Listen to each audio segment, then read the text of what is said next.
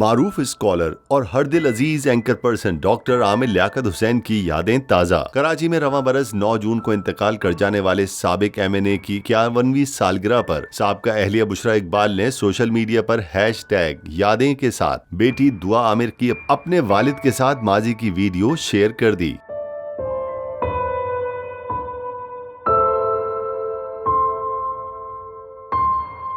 वालिद के इंतकाल के बाद पहली सालगिरह पर दुआ आमिर भी गमज़दा हैं। इंस्टाग्राम स्टोरी पर हैप्पी बर्थडे बाबा लिखकर अपनी मोहब्बत का इजहार किया। आमिर लियाकत हुसैन की सालगिरह पर अहले खाना की जानिब से शेयर की गई वीडियो को सोशल मीडिया पर खूब पसंद किया जा रहा है। फैंस डॉक्टर आमिर लियाकत हुसैन की मग़फ़िरत की दुआएं भी कर रहे हैं। 5 जुलाई 1971 को पैदा होने वाले आमिर लियाकत हुसैन को 10 जून को उनकी वसीयत के मुताबिक हजरत अब्दुल्ला शाह गाजी के मज़ार के अहाते में सुपर्द खाक किया गया।